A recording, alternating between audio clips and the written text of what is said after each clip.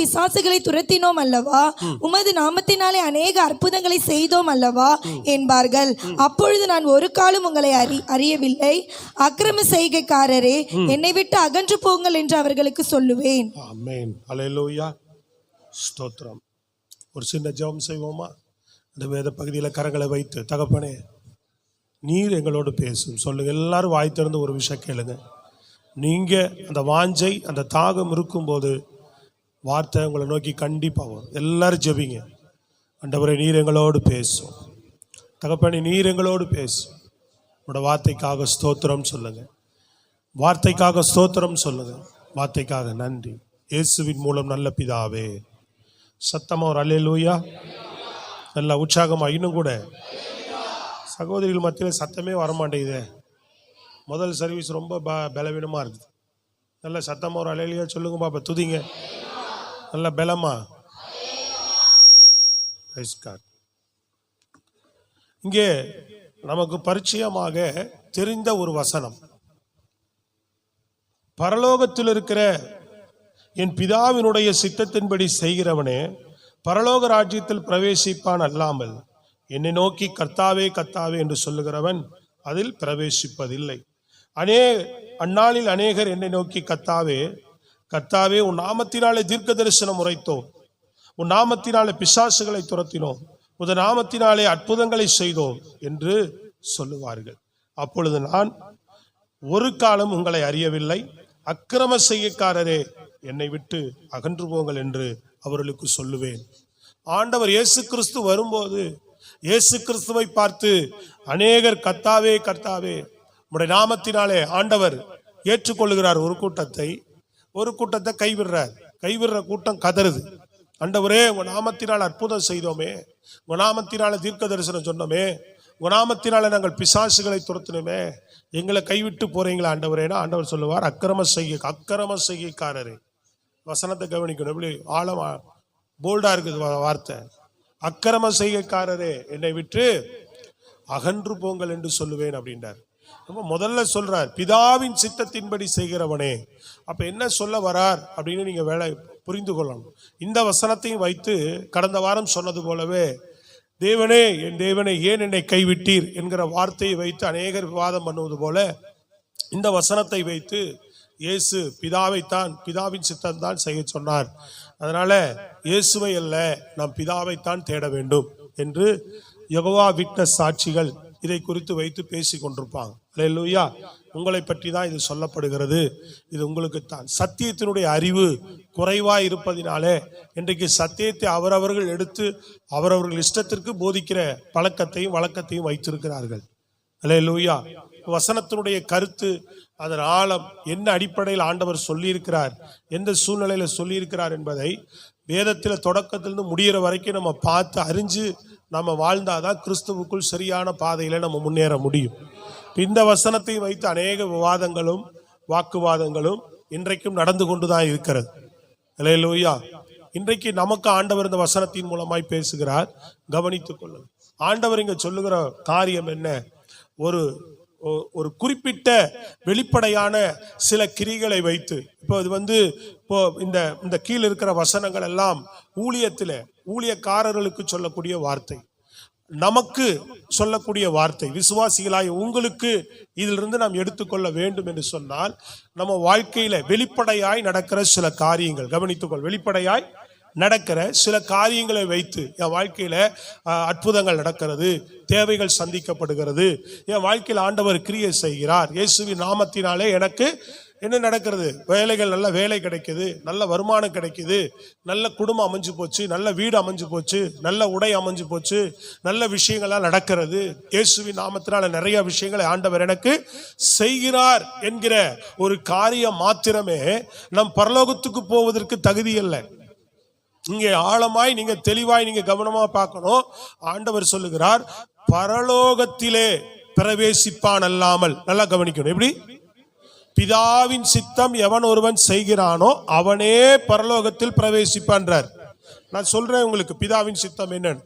அப்போ இயேசு கிறிஸ்துவின்குள்ளிருந்து இயேசு கிறிஸ்து பிதாவின் சித்தத்தை இயேசு கிறிஸ்துவுக்குள்ளிருந்து நம்ம செய்து கொண்டிருக்கிறோம். இதுக்கு உதாரணமா இன்னொரு வசனத்தை, நான் இந்த வசனத்தை வைத்து குழப்புகிறவர்களுக்கு நான் ஒரு காரியங்களை உங்களுக்கு சொல்லுகிறேன். யாராவது கேட்டாலும் நீங்க விளக்கம் சொல்லலாம். Praise Lord. அல்லது நீங்க இதை யாராவது உங்களை குழப்பினாலும் குழம்ப தேவையில்லை. 9ஆம் அதிகாரம் அப்போஸ்தலர் 9ல் நம்ம பார்க்கிறோம். எடுத்து வாசிக்க வேண்டாம், கவனிங்க. சவுலை பற்றி நமக்கு தெரியும். பவுலாய் மாறின சவுல், அல்லேலூயா. சவுலாய் மாறின பவுல், அல்லேலூயா. அப்ப பவுலை தேவன் சந்திக்கும் போது பவுல் கேட்கிற, ஆண்டவரே என்ன செய்ய சித்தமா இருக்கிறீர்? யாரை பார்த்து கேட்டான்? சத்தமா சொல்லணும். என்ன சந்தேகம்? யாரை பார்த்து கேட்டான்? சத்தமா சொல்லுங்கம்மா. இயேசுன்னு சொல்றீங்க, போல்டா சத்தம் வரலாமேன்ற. 4 தரம் கேட்டாதான் சொல்லுவீங்களா? டக்குன்னு ஒரு சத்தம் வரக்கூடாதா? யாரை பார்த்து கேட்டான்? இயேசுவை பார்த்து கேட்கிறான். ஆண்டவரே என்ன செய்ய சித்தமா இருக்கிறீர்? இரு, நான் பிதாவை கேட்டு சொல்றேன்னு சொன்னாரா? சொல்றது உங்களுக்கு விளங்குதா? உடனடியாக உனக்கு என்ன செய்யப்படுமோ நீ போ, இந்த இடத்துல இரு, இப்படி இரு, உனக்கு செய்யப்படுகிறது சொல்லப்படும். அப்போ அவன் என் நாமத்தினாலே எப்படியாய் பாடுபட வேண்டும் என்பதை நான் அவனுக்கு வெளிப்படுத்துவேன். புறஜாதிகளின் மத்தியிலே அவன் ஊழியம் செய்கிறவனாக அவனை பிரித்தெடுக்கிறார். பிதாவின் சித்தம் கிறிஸ்து இயேசுவின் மூலமாகத்தான் வெளிப்படுகிறது. புரியுதுங்களா உங்களுக்கு? பிதாவினுடைய உன்னத பரலோக திட்டம், உன்னத சித்தம் கிறிஸ்து இயேசுவின் மூலமாக தான் நமக்கு வெளிப்படுத்துகிறார். கிறிஸ்து இயேசுவின் மூலமாகத்தான் நம்ம பிதாவின் சித்தத்தை நம்ம செய்கிறோம். புரியுதுங்களா உங்களுக்கு? அப்போ இயேசுவின் நாமத்தினாலதான் நம்ம வாழ்க்கையில ரட்சிப்பு வருகிறது, ஆசீர்வாதம் வருகிறது, சுகம் வருகிறது, அற்புதங்கள் நடக்கிறது, விடுதலை நடக்கிறது. நல்லா கவனித்துக் கொள்ளுங்க, சத்தியத்துக்குள்ள வருவோம். அப்போ நம்ம பரலோகத்துல போவதற்கு, நாளைக்கு ஆண்டவர் வரும்போது நித்தியத்துல போவதற்கு, தேவனால் கைவிடப்படாமல் நாம் கர்த்தருடைய சமூகத்தை நோக்கி போவதற்கு நாம் என்ன செய்ய வேண்டும்? அதான் ரொம்ப முக்கியம். கவனிக்கிறீங்களா? உங்களுக்கு அதுக்கு என்ன செய்யணும்? பிதாவினுடைய சித்தம் கிறிஸ்து இயேசுவின் மூலமாக யாருடைய சித்தத்தை செய்யணும்? கிறிஸ்து இயேசுவின் மூலமாக பிதாவுக்கு ஒரு சித்தம் இருக்கிறது, ஒரு நோக்கம், ஒவ்வொருவரை குறித்து ஒரு நோக்கம் இருக்கிறது. அதை கிறிஸ்து இயேசுவின் மூலமாகத்தான் எல்லாத்தையும் செய்கிறார். உலகத்தை அவரை கொண்டுதான் படைத்தார். ஹலோ, சத்தமா சொல்லணும்.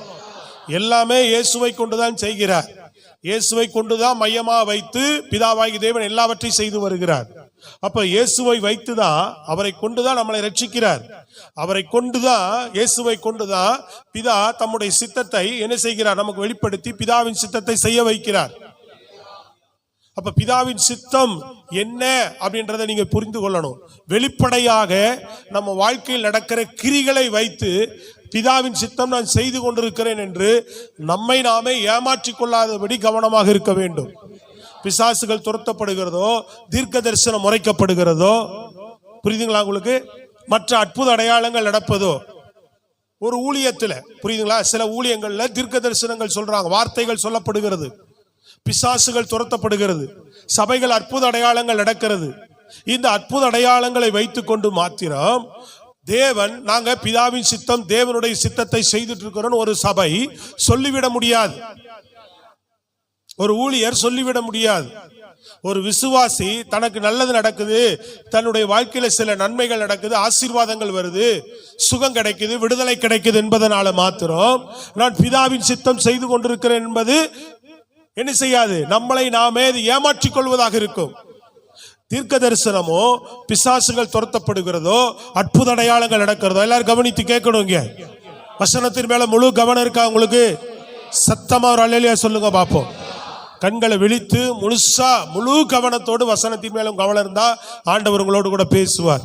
எப்படி முழு இருதயத்தோடு ஆராதித்தோமோ இப்படி முழு இருதயத்தோடு, முழு சிந்தையோடு, முழு கவனத்தோடு வசனத்தை நாம் கேட்கிறவர்களாக இருக்கும். என்ன சொல்லுகிறான் கூர்ந்து அடுத்தடுத்து கவனிச்சுட்டு இருந்தீங்கன்னா கர்த்தர் உங்களோடு பேசுவார். நல்ல பலமான ஒரு அல்லேலூயா சொல்லுங்க பாப்போம். சத்தமா சொல்லுவோம். அல்லேலூயா. கரங்களை தட்டி அப்பாவுக்கு மகிமை செலுத்துவோம். அல்லேலூயா. Praise the Lord. தேவனுடைய நாமம் மகிமைப்படுவதாக. நல்ல கவனிங்க. அப்ப இந்த ஒரு காரியங்கள் மாத்திரம் நிறைய இடங்களில எதற்கு அற்புதம், எதற்கு தீர்க்க தரிசனம், எதற்கு தேவன் வந்து பிசாசுகளை விடுதலை ஆக்கிறார் அப்படின்னா, இதெல்லாம் இயேசுவின் நாமத்தினாலே நமக்கு நடக்கிற ஒரு கிரியை.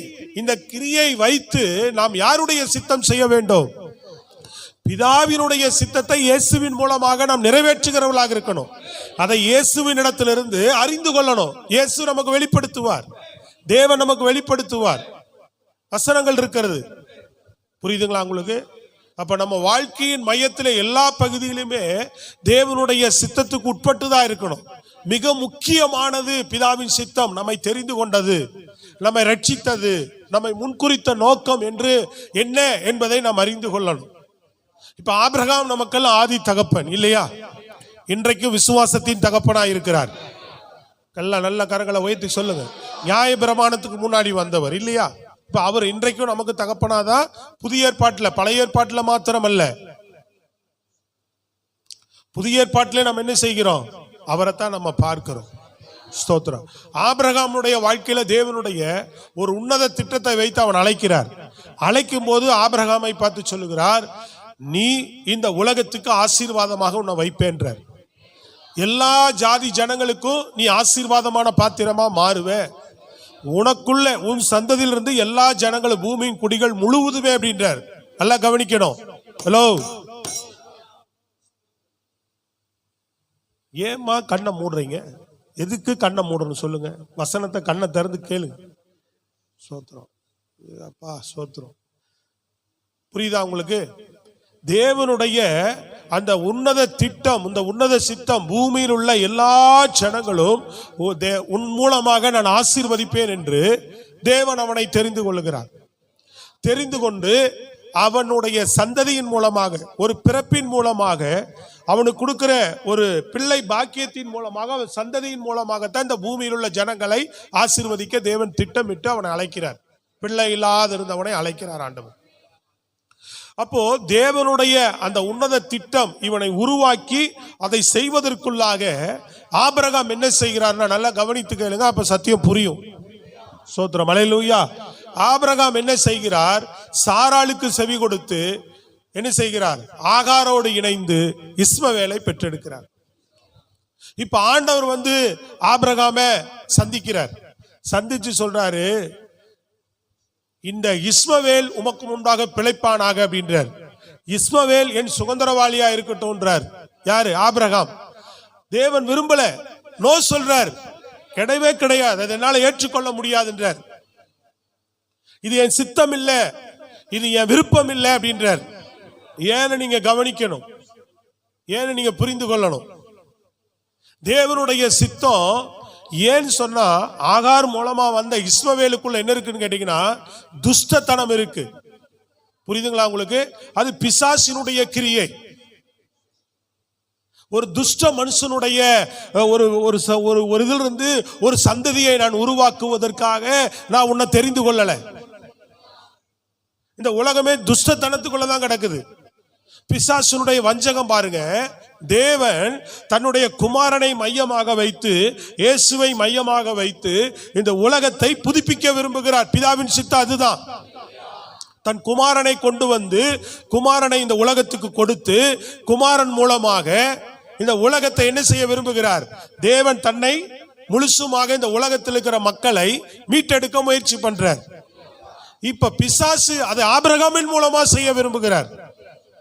யார் மூலமா செய்ய விரும்புகிறார்? ஆபிரகாம் மூலமா செய்ய விரும்புகிறார்.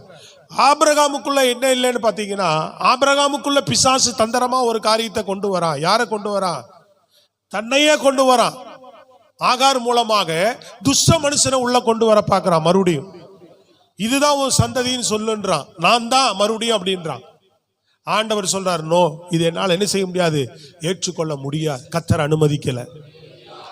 ஏன் அப்படின்னா, என்னுடைய திட்டம், என் சித்தம் என்ன? என் குமாரன் உன் மூலமா வெளிப்படணும். ஈசாக்கு யாரு? இயேசு கிறிஸ்துவுக்கு அடையாளமானவர். கைகளை தட்டி சொல்லணும் அப்படின்னு விளங்குதா உங்களுக்கு? ஈசாக்கு யாரு? ஆபிரகாமுக்கு முதல் பிறக்கக்கூடிய மகன் ஈசாக்கு. இயேசு கிறிஸ்துவுக்கு ஒரு அடையாளமாக நான் கொடுக்கப்படுகிறவன். இஸ்மவேல் நீ பெற்றெடுத்தவன் யாரு? ஒரு துஷ்ட மனுஷன். அவன் பிசாசுக்கு அடையாளமானவன். அவனை நான் என்ன செய்ய முடியாது, ஏற்றுக்கொள்ள முடியாது. ஈசாக்கு தான் என்ன செய்யணும், உனக்குள்ள பிறக்கணும்னு தான் தேவனுடைய உன்னத திட்டம். சொல்றது விளங்குதா உங்களுக்கு? அப்போ இந்த குணம் கிறிஸ்து இயேசுனுடைய ஒரு குணமுள்ளவன் மூலமாக தான் அந்த சந்ததியை பெருக பண்ணி, அந்த சந்ததியிலிருந்து இயேசு கிறிஸ்துவையே வெளிப்படுத்தி, இயேசு கிறிஸ்துவையே கொடுத்து நம்ம இயேசு கிறிஸ்துவின் மூலமாக எல்லாரையும் இயேசு கிறிஸ்துவனுடைய குணாதிசயங்களுக்குள்ளாகவும் இயேசு கிறிஸ்துவனுடைய சாயலுக்குள்ளாகவும் தேவன் துஷ்டத்தனத்தை விட்டு, புரியுதுங்களா உங்களுக்கு? பிசாசுக்குரிய துஷ்டத்தனங்களோடு கூட நம்மை வாழ்வதற்கு தேவன் அழைக்கல. கிறிஸ்து இயேசுனுடைய குணாதிசயங்களை உடையவர்களாக நம்மை மாற்றுவதற்கு தான் பிதாவினுடைய சித்தம். எத்தனை பேர் விளங்குது?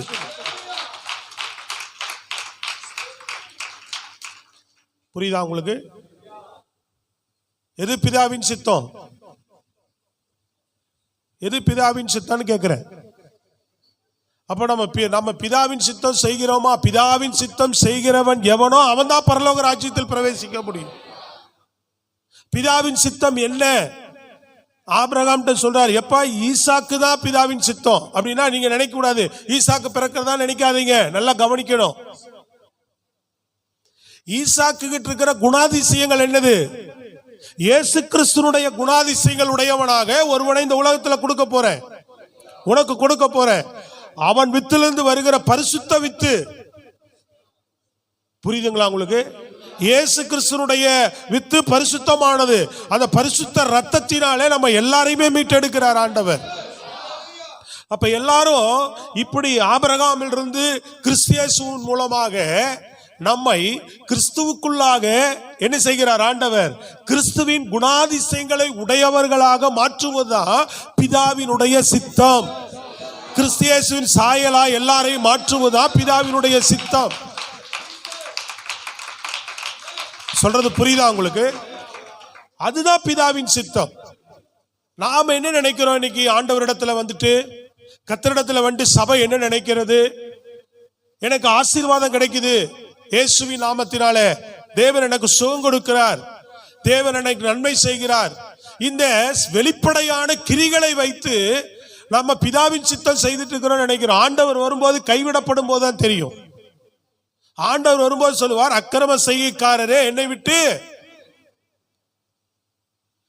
நீ உன்னுடைய அடிப்படையில உன் வாழ்க்கையில். இன்னைக்கு நிறைய பேர் என்ன நினைக்கிறோம்? என் சொந்தக்காரனுக்கு முன்னாடி நான் எப்படி உயர்ந்து காட்டுறேன்னு பாரு. ஏமா உன்னை விட டாடா பிர்லாலாம் இருக்கிறான். என்ன சிந்தை பிசாசு உனக்குள்ள கொடுத்து வச்சிருக்கிறான்? தேவனுடைய பிள்ளையாய் வந்த சிந்தை உனக்குள்ள என்ன சிந்தை இருக்கணும்? நான் கிறிஸ்துவின் சாயலாய் மாறணும். முதல் சிந்தை ஒருத்தனுக்கு அதுதான் இருக்கணும். நான் கோடீஸ்வரன் ஆகணும்ன்ற சிந்தை இருக்கக்கூடாது. உனக்கு வேண்டியதை ஆண்டவர் தருவார். ஹலோ, நான் பெரிய பணக்காரனாய் காட்டணும், என்னை தலைகுனிய பண்ணுகிறவர்கள் மத்தியில நான் அது தேவன் செய்வார். அத நம்முடைய நோக்கம் எதுவா இருக்கணும்? உன்னுடைய சிந்தை எதுவா இருக்கணும்? விளங்குதாங்க? உன்னுடைய நோக்கமும் சிந்தை எதுவா இருக்கணும்? நான் தேவனுடைய சாயலாய் மாறணும், ஆண்டவருடைய வருகைக்கு போகணும். அப்போ கிறிஸ்துவனுடைய குணாதிசயம் சபைக்கு தேவை, ஒரு விசுவாசிக்கு தேவை. வெளிப்படையாய் நடக்கிற சில கிரிகளை வைத்து தேவனுடைய சித்தத்தை நான் செய்துட்டு இருக்கிறேன் எப்படி சொல்ல முடியும்?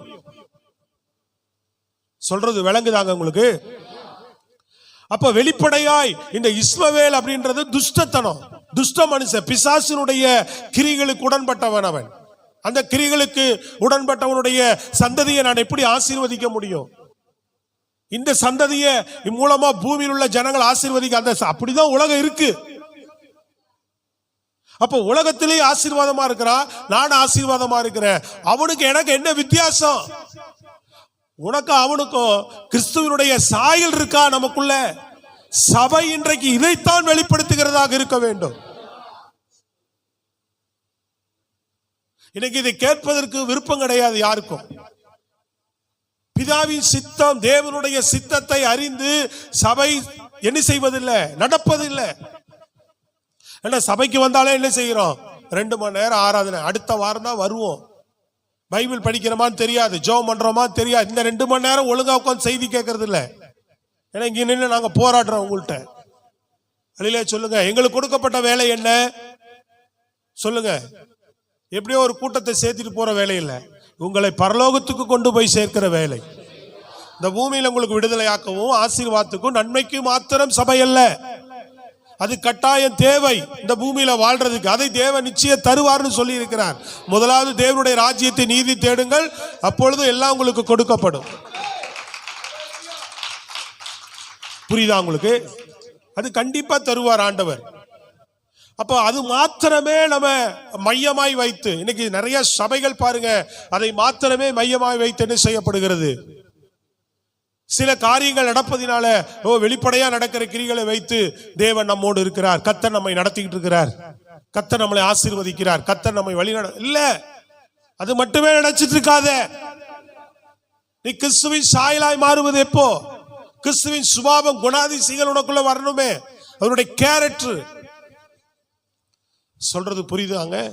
இன்றைக்கு அதற்கு நம்ம வாழ்க்கையை அர்ப்பணித்து நம்ம வாழ்க்கையை கட்டமைக்கிறோமா?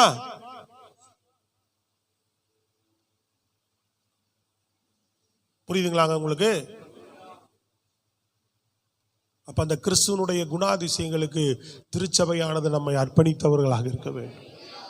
ஸ்தோத்திரம். ஈசாக்கினுடைய அந்த குணமும் இயேசு கிறிஸ்துவனுடைய குணமும் என்று சொல்லி ஒரு 5 குறிப்பு நான் உங்களுக்கு காண்பிக்கிறேன், வாசிப்போம். முதல் குறிப்பில் நம்ம பார்க்கும்போது ஈசாக்கு கிட்ட காணப்பட்ட ஒரு குணாதிசயம் அர்ப்பணிப்பு. ஈசாக்கு கிட்ட காணப்பட்ட ஒரு காரியம் என்ன? அர்ப்பணிப்பு. இல்லையா? சொல்லுங்க பார்ப்போம். என்ன அர்ப்பணிப்பு? கவனிங்க. இயேசு கிறிஸ்து எப்படி பிதாவாகிய தேவன் தன்னை சிலுவைக்கு இயேசு கிறிஸ்துவை ஒப்பு கொடுத்தார், உலக மனிதனுடைய பாவத்திற்காக தன்னை சிலுவையில என்ன கவனிக்கிறீங்களா? இங்க இயேசு கிறிஸ்துவை பிதாவாகிய தேவன் என்ன பண்ணார்? சிலுவைக்கு ஒப்பு கொடுக்கிறார். வாய் திறவாத ஆட்டுக்குட்டியை போல. எப்படி வசனம் எப்படி சொல்லுது? வாய் திறவாத ஆட்டுக்குட்டியை போல அப்படியே தன்னை அர்ப்பணித்தார் சிலுவைக்கு. ஈசாக்கு அதுக்கு ஒப்பனையானது. எல்லாமே இயேசு கிறிஸ்துக்கு ஒப்பனையா இருக்கும். நல்லா கவனிச்சு பார்க்கணும். விளங்குதா உங்களுக்கு? ஈசாக்கை தேவன் பலிபீடத்துல கொண்டு போய் வைக்க சொல்றாரு. பலி கொடுக்கறதுக்காக சொல்லல, தன் குமாரன் பலியாக போகிறார்.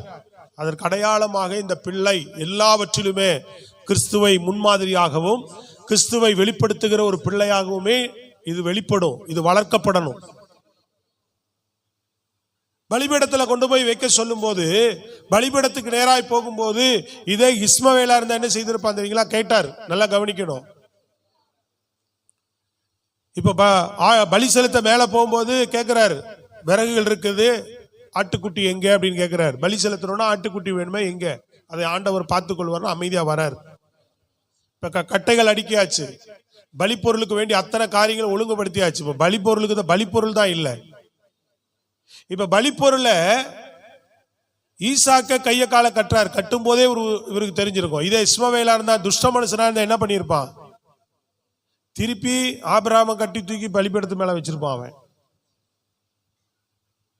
ஹலோ, விளங்குதாங்க?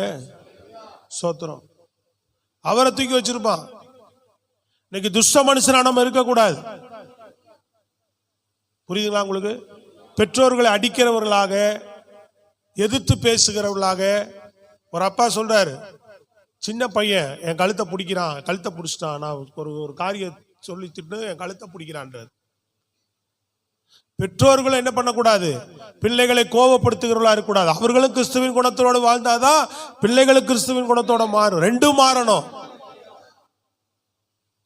அப்ப பலிபீடத்துல கொண்டு போய் வைக்கும் போது ஈசாக்கு என்ன பண்றாரு?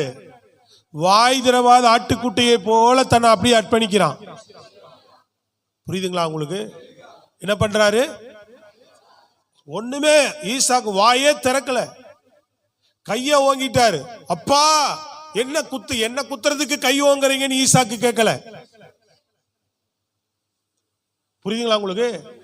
மேல இருந்து சத்தம் வருது. இப்போ தேவ தூதன் சத்தம், ஆபிரகாமே ஆபிரகாமே, பிள்ளையை ஆண்டான் மேல் உன் கையை போடாதே. மேலிருந்துதான் சத்தம் வருது. ஓன்னு ஒரு குரல் எழும்புது. விளங்குதாங்க? எங்கிருந்து பலமான சத்தம் வருது? மேல இருந்துதான் பலமான ஒரு சத்தம் வருது. இங்கிருந்து வரல. யாருதான் கத்தி இருக்கணும்? யாருதான் குரல் கொடுத்திருக்கணும்? ஈசாக்கு தான். என்னப்பா கத்தி என் மேல தூக்குற? பலிபீடத்தை வச்சு கத்திய தூக்கு, என்னப்பான்னு கத்தி இருக்கணும் இவன். மேல இருந்த அப்ப எப்படி இருக்கிறான் பாருங்க. புரியுதுங்களா உங்களுக்கு? இதுதான் இந்த அர்ப்பணிப்பு வாழ்க்கை நம்ம கிட்ட இருக்கா? தேவனுடைய சித்தத்தை செய்கிறவர்கள் நம்ம வாழ்க்கையில எந்த காரியங்கள் வந்தாலும் அர்ப்பணிப்போடு கூட வாய் திறவாத ஒரு ஆட்டுக்குட்டியை போல பாடுகள்ல, கஷ்டங்களில, துன்பங்களில சகிப்புத்தன்மையோடு இருக்கிறோமா, இல்ல இஷ்டத்துக்கு வாய் பேசுறோமா, துஷ்ட மனுஷனா இருக்கிறோமா? இன்னைக்கு அநேகருக்குள்ள துஷ்ட குணங்கள் தான் காணப்படுது, கிறிஸ்துவின் குணம் காணப்படல. என்ன சொன்னாலும் கீழ்ப்படிவோமே, சரிங்கன்னு சொல்லுவோமே, இல்லையா? சொல்றது புரியுதாங்க? அப்ப இது எப்படி பிதாவின் சித்தமாக? பிதாவின் சித்தம் என்ன? அர்ப்பணிப்பின் வாழ்க்கை இருக்கா உன்ட்ட? விளங்குதாங்க சபையே? தயவு செய்து விழித்துக் கொள்ளுங்க, சும்மா இல்ல உட்கார்ந்து கேட்டுட்டு ஐயா தான் சொல்றாரு கேட்டுட்டு போயிடறேன்னு நினைக்காதீங்க. தேவன் இன்றைக்கு உங்களோடு நமக்கு தேவையான வார்த்தைகளை இன்றைக்கு நம்மோடு கூட பேசுகிறார். நாம் கவனமற்று இருப்போம் என்று சொன்னால், வரும்போது ஆண்டவர் உங்க நாமத்தினால ஞானஸ்தானம் எடுத்தேன், உங்க நாமத்தினால அபிஷேகம் பெற்றேன், உங்க நாமத்தினால சபைக்கு போனேன், உங்க நாமத்தினால எனக்கு எத்தனையோ நன்மைகள் ஆசீர்வாதங்கள் நடந்தது, சுவிசேஷ ஊழியம் செஞ்சேன், அந்த ஊழியம் செஞ்சேன், அங்க போனேன், இங்க போனேன், வீடு சந்திப்பு ஊழியம் செஞ்சேன், அல்லேலூயா, சண்டே கிளாஸ் ஊழியம் செஞ்சேன், தசம்பா கொடுத்தேன், காணி கொடுத்தேன், அக்கிரம செய்யக்காரனை விட்டு, துஷ்ட குணம் உன்னை விட்டு போலியே, இதெல்லாம் செஞ்சியே, உன் குணம் மாறுச்சா? குணம் மாறுச்சா? நீங்க நான் அல்லேலியா சொல்றேன், ஆராதிக்கிறேன், சத்தம் பெருசா இருக்கு, குணம் எப்படி இருக்கு? உன் குணம் என்ன? நம்முடைய கிறிஸ்துவுக்குள்ளாக நம்முடைய சுபாவம் எப்படி இருக்கிறது? இதுதான் பிதாவின் சித்தம். இதுக்குதான கிறிஸ்துவுக்குள்ள நம்மை தெரிந்து கொண்டார். புரியுதாங்க உங்களுக்கு? ஏங்க இது பிளாட், இது சத்தியம், இது புரியுதுங்களா உங்களுக்கு? எதுக்கு தெரிந்து கொண்டார் நம்மளை? இந்த உலக பிரகாரமான ஆசீர்வாதங்களுக்கா? இதை மாத்திரம் மையப்படுத்தி தான் நம்ம என்ன செய்துட்டு இருக்கிறோம் இன்னைக்கு திருச்சபை. ஐயோ, நிறைய பேர் செவியா கொடுக்கறது இல்லை. நான் சொல்றேன், தயவு செய்து ஆண்டவர் வரும்போது கண்ணீரோடு நிற்காதபடி நீங்கள் கவனமாயிருங்க. இந்த வாழ்க்கை வெறும் கொஞ்சம் சொற்ப காலம், நித்திய காலத்துக்கு உன்னை ஆயத்தப்படுத்திக்கோ. இந்த பூமியில புத்தியிலமாயிருந்து இந்த சொற்ப காலத்துல மதியினர்களை போல என்ன சொல்லப்படுகிறது வேதம்? மதியினமான மக்களை போல மந்தை மந்தையாய் பாதாளத்தை நோக்கி ஆத்துமாக்கள் போதுன்னு சங்கீதத்தில் சொல்லப்பட்டிருக்கிறது. தங்கள் புத்தியினத்தினாலே, மதியினத்தினாலே, அறிவில்லாதவர்களாக மந்தை மந்தையாய் பாதாளத்தை நோக்கி போகிற ஜனக்கூட்டமாக நாம் காணப்படக்கூடாது. சபையே, தயவு செய்து ஆண்டவருடைய வருகைக்கு உன்னை ஆயத்தப்படுத்துவதற்கு குணாதிசயங்களை மாற்று. கேரக்டர் மாறணும். இன்னும் நம்ம சுபாவங்கள், அநேகருடைய சுபாவங்கள் மாறல. புரியுதுங்களாங்க? அர்ப்பணிப்பு வாழ்க்கை இல்ல. கிறிஸ்து இயேசு அந்த குணாதிசயம் வாய் திறவாத ஆட்டுக்குட்டியை போல. அந்த இடத்துல அவர்கள் கன்னத்தில் அடிச்சாங்க, காரி துப்பினாங்க, பாடுகளை சந்தித்தார், அவமானங்களை சந்தித்தார், நிந்தைகளை சகித்தார். இன்னைக்கு ஏற்றுக்கொள்றோமா? வாய்க்கு வாய் பேசுறமே, சண்டை போடுறமே, எங்க குணாதிசயம் இருக்கு? வீட்டுல சண்டைகளும் சச்சரவுகளும் தானே பெருசா இருக்கு. நீ என்ன சொல்றது, நான் என்ன கேட்கிறேன்? மற்றவங்கள்ட்ட சண்டைகளும் சச்சரவுகளோடு தான் வாழ்றோம், இல்லைங்களா? ஹலோ, சொல்றது புரியுதாங்க? ஹலோ, விளங்குதா இல்லையா? பிள்ளைகள் சண்டை, அம்மா அப்பா சண்டை, பிள்ளையும் மகளும் சண்டை, வாய் பேசுறோம், சண்டையிட்டு கொள்ளுகிறோம், தகராறு பண்ணி கொள்ளுகிறோம். தேவனுடைய நாம புறஜாதிகள் மத்தியிலே என்ன செய்கிறது? தூசிக்கப்பட்டு கொண்டிருக்கிறது. விளையாடக்கூடாது பிரியமானவர்களே. வருகையில் எப்படி நாம் ஆண்டவர் சமூகத்தில் எடுத்துக்கொள்ளப்படுவோம்? உன்னதனுடைய சித்தத்தை நாம் செய்யாம இருந்தா எப்படி பரலோகம் போவோம்? புரியுதாங்க? வீட்டுக்காரனுக்கிட்ட வாய்க்கு வாய் சண்டை போட்டுக்கிட்டே இருக்கிறோம். புரியுதுங்களா உங்களுக்கு? வாய்க்கு வாய் என்ன பண்றோம்? சண்டை போடுறான், போ வா நீ அப்படின்னு தான் பேசிக்கிட்டு. இன்னைக்கு என்னவா இருக்கு? வீட்டுக்கார்ட்ட நிறைய பேரு ஒரே சண்டையும் சச்சரவுமா தான் இருக்குது. போ போ அப்படின்னு அசால்ட்டா சொல்றாங்க. இன்னைக்கு ரொம்பவுமே அது தவறு. அதே போல மனைவியை நீங்க அவமதிப்பதும் தவறுதான். அது ஒரு கணவனை போய் நீங்க அவமதிப்பது பெரிய குற்றம். அது போன்றது ஒரு மரியாதை இல்லாத நடத்தி கொள்றது. கிறிஸ்துவினுடைய குணாதிசயம் எங்க இருக்கு? உலகத்தாண்ட கூட இல்லையாம்மா, பயபக்தி இருக்கு அம்மா இன்னைக்கு. ஸ்தோத்திரம், அல்லேலூயா. சொல்லுங்களேங்க. ஆண்டவரோட இருந்தாதான், இந்த சத்தியத்தை விளங்குனாதானே. ஏன் இதுக்குதானே ஆண்டவர் நம்மளை அழைச்சார். இரண்டாவது காரியம் கீழ்ப்படிதல். அவன்கிட்ட என்ன இருந்தது? ஆதியாகமம் புஸ்தகம் 26ஆம் அதிகாரம் 2:6 வாசிங்க பார்ப்போம். 2-6 வரை உள்ள வசனம். கர்த்தர் அவனுக்கு தரிசனமாகி, நீ எகிப்துக்கு போகாமல் நான் உனக்கு சொல்லும் தேசத்திலே குடியிரு, இந்த தேசத்திலே வாசம் பண்ணு, நான் உன்னோட கூட இருந்து உன்னை ஆசீர்வதிப்பேன், நான் உனக்கும் உன் சந்ததிக்கும் இந்த தேசங்கள் யாவையும் தந்து உன் தகப்பனாகிய ஆபிரகாமுக்கு நான் இட்ட ஆணையை நிறைவேற்றுவேன்.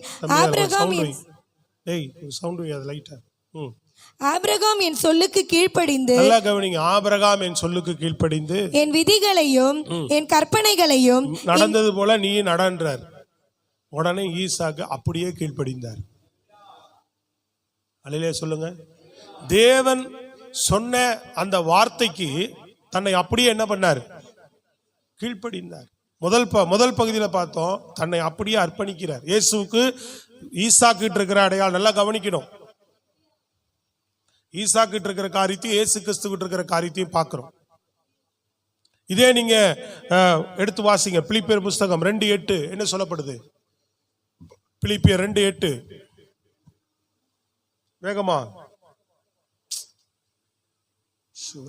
அவர் மனுஷ ரூபமாய் காணப்பட்டு மரண பரியந்தம், அதாவது சிலுவையின் மரண பரியந்தமும் கீழ்ப்படிந்தவராகி தம்மை தாமே தாழ்த்தினார். எது வரைக்கும்? எது வரைக்கும்? மரண பரியந்தமும் தன்னை தாழ்த்தினார் சொல்லப்படுது. சொல்லுங்களேன் சத்தமா. மரண பரியந்தமும், முடிவு வரைக்கும் தன்னை தாழ்த்தி கீழ்ப்படிந்தாராம். சொல்றது புரியுதாங்க? கீழ்ப்படிதல். இயேசு கிட்ட ஈசாக்கு கிட்ட இருந்த அந்த குணம். ஹலோ, இயேசு கிட்ட இருந்த அந்த குணம் கீழ்ப்படிதல்னு நீங்க சாதாரணமா நினைக்காதீங்க. அர்ப்பணிப்பை சாதாரணமா நினைக்காதீங்க. அந்த அர்ப்பணிப்பு ஒரு மனுஷனுக்குள்ள தேவன் சொல்லுகிற எந்த காரியத்துக்கும் தன்னை அப்படியே விட்டு கொடுக்க அர்ப்பணிக்கிற ஒரு ஒரு ஒரு ஒரு விசுவாசி கிட்ட கிறிஸ்துவனுடைய சாயல் வெளிப்பட ஆரம்பிச்சோம். அர்ப்பணிப்பு வாழ்க்கை, தேவனுக்கு ஒப்பு கொடுக்கப்பட்ட வாழ்க்கை. அது இஷ்டத்துக்கு வாழ்ற வாழ்க்கை. நான் கர்த்தருக்கு அர்ப்பணிச்சிருக்கிறேன், நான் இதுதான் பேசணும், இதுதான் பேசக்கூடாதுன்னு ஒரு தகுதி நமக்கு தேவை. புரியுதுங்களா உங்களுக்கு? கீழ்ப்படுகிற வாழ்க்கை அப்படின்றதுல அத்தனையும் அடங்கிடும். தேவன் சொல்ற அத்தனை விஷயத்துக்கும் நம்ம சரி ஆண்டவரேன்னு சொல்லி இந்த வசனத்துல வருகிற அத்தனைக்கு நம்ம கீழ்ப்படுகிற ஒரு மனுஷனா இருந்தா கிறிஸ்துவின் சாயலை நம்ம தொட்டுக்கிட்டு இருக்கிறோம்னு அர்த்தம். அதுல வளர்ந்துகிட்டே இருக்கிறோம்னு அர்த்தம். அதுல உருவாகிட்டே இருக்கிறோம்னு அர்த்தம். கீழ்ப்படிதல் ரொம்ப ரொம்ப அவசியம். ஆதாம் கீழ்ப்படியாதனாலதான் விழுந்து போனார். சவுல் கீழ்ப்படியாதனாலதான் விழுந்து போனார். கீழ்ப்படியாமல் விழுந்து போனவர்கள் நிறைய இருக்கிறாங்க. கீழ்ப்படிதல் என்பது ஈசாக்கிட்ட இருந்த ஒரு குணம், இயேசு கிறிஸ்துவிட்ட இருந்த ஒரு அற்புதமான குணம். இன்றைக்கு சபை விசுவாசிகளாகிய நம்மிடத்துல அந்த குணம் காணப்படுதா? கீழ்ப்படுகிறோமா? எல்லாவற்றுக்கும் நம்ம கீழ்ப்படுகிறோமா? நான் என்ன நினைக்கிறேனோ அதுதான் இன்னைக்கு எல்லாரும் வாழ்ற மொழிய, தேவன் சொன்னதுக்கு யாரும் கீழ்ப்படிஞ்சு வாழல. அநேகர் வாழ்றது இல்ல. அல்லேலூயா தான் பெருசா இருக்குது, சத்தம் தான் பெருசா இருக்குது, கீழ்ப்படிதல் கிடையாது. நான் என்ன நினைக்கிறேனோ அதுதான் வாழ்றாங்க நிறைய பேர். அதை கர்த்தர் ஒரு நாள் விரும்புறது இல்ல. உன்ன கிறிஸ்துவின் சாயல் தேவன் பேச ஆரம்பிச்சாருன்னு வச்சுங்க, சபை பக்கமே வரமாட்டாங்க நிறைய பேர். அப்புறம் இவங்க எல்லாம் எப்படி பரலோகம் போக போறாங்க? இதுதான் கீழ்ப்படிதலா? சொல்றது புரியுதுங்களா உங்களுக்கு? ஒரு கண்டிஷன் பண்ணிட்டா 10 அடி தள்ளி போற ஆட்கள் தான் இன்னைக்கு இருக்கிறாங்க. சொல்லுங்க நான் கேட்கிறேன்னு சொல்றதுக்கு ஆட்கள் இன்றைக்கு கிடையாது. கீழ்ப்படிஞ்சு நடக்கிறவர்கள் கிடையாது. சொல்றது விளங்குதாங்க? சத்தமா ஒரு அலையிலே சொல்லுங்க பாப்பா. நீங்க சத்தியத்தை கவனிக்கலன்னு சொன்னா, சத்தியத்துக்குள்ள நம்ம வாழ்க்கையை ஒப்பு கொடுக்கலன்னு சொன்னா, கிறிஸ்துவனுடைய சாயலுக்கு நேராய் நம்ம திருப்பப்படலைன்னு சொன்னா, ஆண்டவருடைய வருகையில பரிதபிக்கப்பட்டவர்களா இருப்போம். ஆண்டவர் சொல்லுவார், அக்கிரம செய்கைக்காரரேன்னு சொல்லுவார். விலங்குதான் மண்டையில எத்தனை பேருக்கு ஏறுது? நல்ல சத்தமா சொல்லுங்க. அன்றைக்கும் ஒரு பயத்தோட தான் நின்று பேசுறேன், இன்னொரு பக்கம் கவலையோட பேசுறேன். என்ன, எவ்வளவு சத்தியத்தை கொடுத்தாலும் வாசல் படி இறங்கும் போது விட்டுட்டு போற கூட்டமா இருக்காண்டவரே. இந்த வசனத்தை மறக்காம இருதயத்துல வச்சு பலன் கொடுக்கிற ஜனங்களா மாற்றுங்கன்னு ஜெபம் பண்ணி தான் வந்து பேசுறேன். சொல்றது விளங்குதாங்க? ஹலோ, நல்ல சத்தமா சொல்லுங்க, பலத்தோடு சொல்லுங்க. இன்னைக்கு நீங்க வரிக்கு ஆயத்தமாகணும். தேவன் நமக்கு வெளிப்படையான அநேக விஷயங்களை எதற்கு செய்கிறார் அப்படின்னா, அவரை பின்பற்றுவதற்கு, கிறிஸ்தியேசுவை நம்ம பின்பற்றுவதற்கு தான் அதெல்லாம் செய்கிறார். வெளிப்படையான அற்புதங்கள், அடையாளங்கள், நம் வாழ்க்கையில கிரியைகள், ஆசீர்வாதங்கள், நன்மைகளை எதற்கு கொடுக்கிறார்னா, அதை நீ பின்பற்றியே போவதற்கல்ல. இயேசு அதன் மூலமாக இயேசுவை பின்பற்றி இயேசுவை போல நீ மாறுவதா பிதாவினுடைய உன்னத திட்டம். அதற்காக தான் கிறிஸ்தியேசு மூலமாக உன்னை ரட்சித்திருக்கிறார் ஆண்டவர். புரியுதுங்களா உங்களுக்கு? இதை மாற்றி செய்த ஆபிரகாமை கர்த்தர் ஏற்றுக்கொள்ள, அவனையே நோ சொல்லிட்டார். முடியாது, நோ, ஏற்றுக்கொள்ளவே முடியாது. நீ இஸ்மவேலை தூர என்ன செய்ய, புறம்பே தள்ளிடுன்ட்டார். நீ துஷ்ட மனுஷனை புறம்பே தள்ளிடணும்.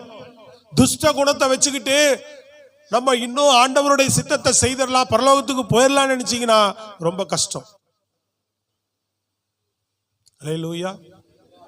மோசமான குணாதிசயங்கள் நமக்குள்ள, இதெல்லாம் பின்னாட்கள்ல இந்த பூமியில் இருக்கும் போதே சில பேர் கர்த்தருக்கு பதில் சொல்ல வேண்டியது வரும். பூமியில் இருக்கும் போதே பதில் சொல்லணும். நீங்க நல்ல கண்ணீரோடு கர்த்தரிடத்துல மனம் திரும்பிட்டா, சில நேரங்கள்ல நான் தவறு செய்த போது, சபை கண்டித்த போது, புத்தி சொல்லிய போது, தேவன் பேசிய போது நான் மீறி நடந்து எதிர்த்து நின்று, கோரா கூட்டத்தை போல, அன்னைக்கு கோரா கூட்டத்திற்கு பாதாளம் திறந்தது, இன்றைக்கு பாதாளம் திறக்கல, நாளைக்கு வரும். உன் வாயை திறந்துட்டு அது நிற்கும். அல்லேலூயா. அன்றைக்கு ஒரே நொடியில பாதாளம் திறந்து, இன்னைக்கு திறக்கல, அதனால எதிர்த்து பேசணும், விரோதமா என்ன செய்தோம், கீழ்ப்படியாம. சொல்றது புரியுதுங்களா உங்களுக்கு?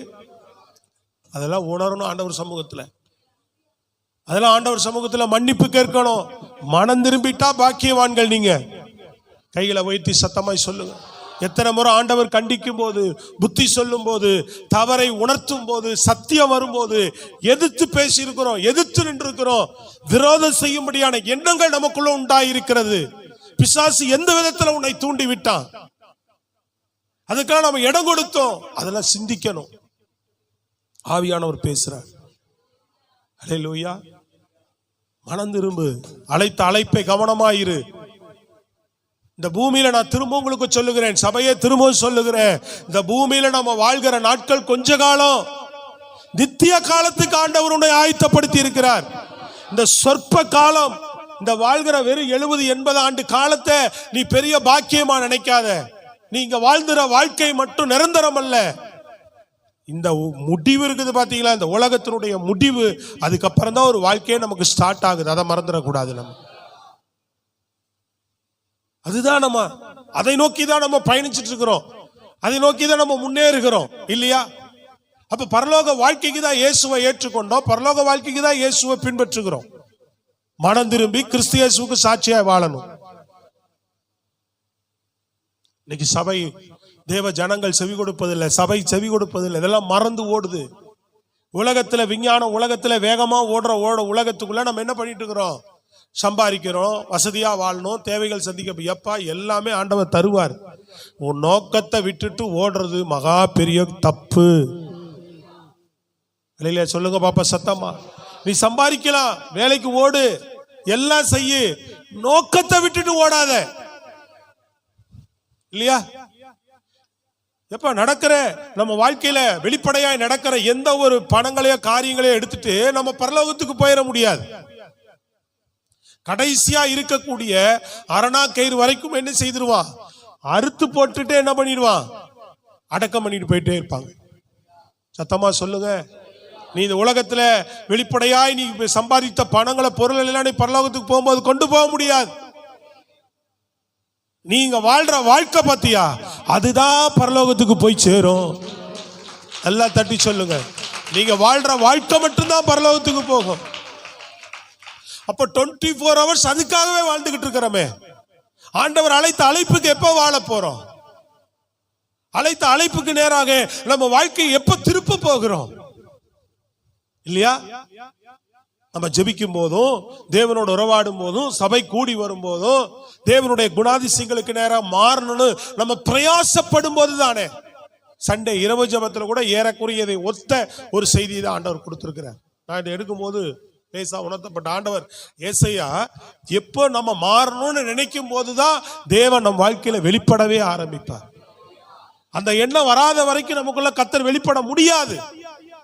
சத்த வரணுங்க, ஆமென் அல்லேலூயா வரணும். பலமான ஒரு அல்லேலூயா சொல்லுங்க பாப்போம். இதையும் கேட்டு நாம் உணராமல் நீங்கள் போயிட்டே இருப்பீங்கன்னு சொன்னா, ஆண்டவர் வரும்போது அக்கிரம செய்கைக்காரர் என்ற வார்த்தை அது நம்ம வாயில விழக்கூடாது. எப்படி ஒழுகணும் தெரியுங்களா? அல்லேலூயா. என்ன ஒழுகணும்? ஆண்டவர் என்ன சொல்லணும் நம்மளை பார்த்து? உத்தமமும் உண்மை உள்ளவர்களே வாங்க பிதாவின் வீட்டிலே ஆமென் சந்தோஷத்துல வந்து பிரவேசிங்கன்னு உங்களை கூப்பிடணும். உத்தமமும் உண்மை உள்ளவர்களே, உத்தமம் உண்மையுள்ளவர்களே ஆண்டவர் உங்களை அழைக்கத்தக்கதான வார்த்தை உங்க செவிகளிலே உள்ளன மொழிய நம்மை பார்த்து அக்கிரம செய்யக்காரர் என்ற சத்தம் விழக்கூடாது. இன்றைக்கு ஆண்டவர் கொடுக்கிற இந்த சத்தியம், இந்த வார்த்தை நம்மை விடுதலையாக்கும் என்று நான் கிறிஸ்துவுக்குள்ள விசுவாசிக்கிறேன். சத்தம் அல்லேலூயா சொல்லுங்க பாப்போம். இந்த சிந்தை உங்களுக்கு உருவாயிட்டா போதும். ஆண்டவர் பேசுறது என்ன தெரியுங்களா? இந்த சிந்தை உனக்கு வந்துட்டா போதும். ஆண்டவர் கிறிஸ்துவின் சாயல இன்னைக்கே நீ மாறி போறதில்லை. இன்னைக்கே நான் மாறிட்டேன்னு சொல்ல முடியாது. நான் இன்னைக்கே கிறிஸ்துவின் சாயல் ஆயிட்டேன் அப்படின்னா எனக்கு இங்க வேலை இல்லை.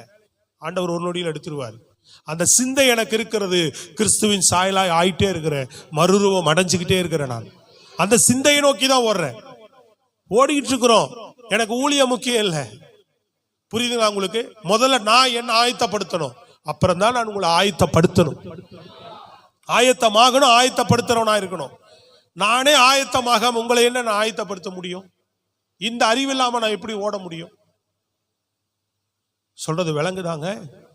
ஹலோ, சத்தமா சொல்லுங்க பாப்போம். நல்ல கரங்களை உயர்த்தி அல்லேலூயா. இதுதான் சத்தியம். இந்த எண்ணம் இல்லாமல் நான் அந்த சிந்தை உங்களுக்குள்ள வைத்துக் கொள்ளணும். இந்த எண்ணம் உங்களை இழுக்குது பாத்தீங்களா? உலகம் கிறிஸ்துவின் குணத்தை விட்டு, கிறிஸ்துவனுடைய அந்த சத்தியத்தை விட்டு, கிறிஸ்து இயேசுக்குள்ளாக தேவன் நம்மை தெரிந்து கொண்ட அந்த விதத்தை விட்டு எப்போ உங்களை ட்ராக்கு பிசாசு மாற்றி உங்களை துஷ்டத்தனத்தை உங்களுக்குள்ள, அவனுடைய கிரிகளை உங்களுக்குள்ள திணிக்க முயற்சி பண்றானோ, பிரேக் ஆகணும். நீங்க ஹலோ நிக்கணும் அந்த இடத்துல.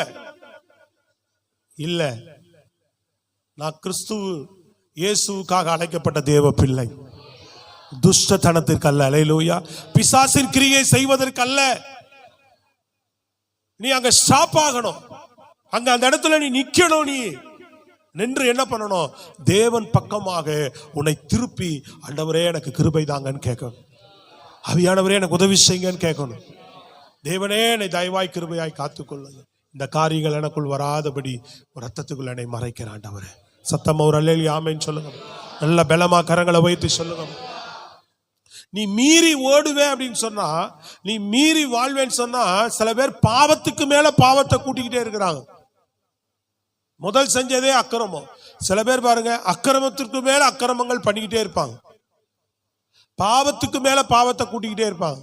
அது தேவன் வரும்போது, அதுக்கு காரணம் என்னன்னா, சத்தியத்துக்கு கீழ்ப்படியாதனாலதான் பிசாசு என்ன பண்ணுவான்? இவனை கட்ட மேல கட்ட வச்சுக்கிட்டே இருப்பான் உன் மேல. நீ சத்தியத்துக்கு ஒப்பு கொடுத்தீங்கன்னா, தேவன் தம்முடைய வார்த்தையின் மேல, வல்லமையின் மேல வல்லமைய உன் மேல, பிசாசு அசைக்க முடியாத ஒரு ஆளுமையை, ஒரு பலத்தை, ஒரு வல்லமையை தேவன் கொடுத்துக்கிட்டே இருப்பார் ஆண்டவர். நீ சத்தத்துக்கு இடம் கொடுக்காம போகும்போது, இவன் இந்த பக்கம் போயிடக்கூடாது, அவன் என்ன பண்ணுவான்? உன்னை பாவத்தின் மேல பாவத்தை கூட்டி கூட்டி உன் மேல வச்சுக்கிட்டே இருப்பான். அவன் பாரத்தை, வெயிட்ட வச்சுக்கிட்டே இருப்பான். நீ கீழ்ப்படியாம போறதுனாலதான். இன்றைக்கு நீ ஒப்பு கொடுத்தாலும், பிசாசு மேல எத்தனை சுமைகளை வைத்திருந்தாலும், இன்றைக்கு கிறிஸ்துவின் சிந்தையோடு கூட நீ சத்தியத்துக்கு உணர்ந்தா, இன்றைக்கு கர்த்தர் உன்னை விடுதலையாக்கி, தேவன் தம்முடைய சாயலுக்கு நேராக திருப்பி வரிக்கு உன்னை ஆயத்தப்படுத்துவதற்கு என் தேவன் வல்லமையுள்ளவராக இருக்கிறார். நல்ல பலமான ஜோரா கைகளை தட்டி சொல். ஸ்தோத்திரம். அல்லேலூயா. இன்றைக்கு விட்டு கொடுத்தா விடுதலை. இன்றைக்கு நீ சத்தியத்தோடு வந்து, ஆமா நான் போக கூடாது, தப்பு மேல தப்பு என் வாழ்க்கையில வந்துட்டே இருக்குது, முறைகேடுக்கு மேல முறைகேடு என் வாழ்க்கையில வந்துட்டே இருக்கு, கீழ்ப்படிதலே சுத்தமா இல்லாம இருக்கு, மரண பரியந்தமும் கீழ்ப்படுகிற ஒரு அனுபவம் கிறிஸ்துவின் சாயல். அர்ப்பணிப்பு ஒரு கிறிஸ்துவின் சாயல். அல்லேலூயா சொல்லுங்க பார்க்கும். வாக்குவாதம் பண்ணாத ஒரு குணம். 26ஆம் அதிகாரத்துல ஈசாக்கு கிட்ட காணப்பட்ட ஒரு குணம். 26-20 வாசிங்க பார்ப்போம். வேகமா கேராரூர் மேய்ப்பர் இந்த தண்ணீர்கள் தங்களுடையது என்று சொல்லி ஈசாக்குடைய மேய்ப்பருடனே வாக்குவாதம் பண்ணினார்கள். அவர்கள் தன்னோட வாக்குவாதம் பண்ணினபடியால் அந்த துறவுக்கு ஏசேக்கு என்று பெயரிட்டான். வசனத்தை கவனிக்கணும். அவர்கள் அவனோடு வாக்குவாதம் பண்ணினபடினால் ஈசாக்கு வாக்குவாதம் பண்ணல. நல்லா கவனிக்கிறீங்களா? அவங்க வாக்குவாதம் பண்றாங்க, இவன் என்ன செய்யல? வாக்குவாதம் செய்யவில்லை. மத்தேயு புஸ்தகம் 12ஆம் அதிகாரம் 18-19 வசனம் வாசிக்க பார்ப்போம். மத்தேயு புஸ்தகம். ஈசாக்குக்கும் இயேசுவுக்கும் இருக்கிற ஒத்த குணங்கள் அப்படின்னு சொல்லி பார்க்கிறோம். இன்றைக்கு உங்களை என்னையும் பிதாவாகி தேவன் வச்சு பார்க்கணும். தன்னுடைய குமாரனை வச்சுதான் உன்னை கண்ணாடி, அதுதான் அதை வச்சுதான் உன்னை பார்ப்பார். ஹலோ, என்ன கவனிக்கிறீங்களா? கொஞ்சம் முதல்ல, அப்புறம் வசனத்தை பாருங்க. பிதாவாகி தேவன் என்ன பண்ணுவார்? உன்னை ஒரு ராஜ்யத்துக்குள்ள அழைக்கிறதுக்கு இயேசு கிறிஸ்துவை வச்சுதான் கண்ணாடி, அதுதான் உன் முகத்தை ஒத்து பார்ப்பார். ரைட்டுப்பா, வா.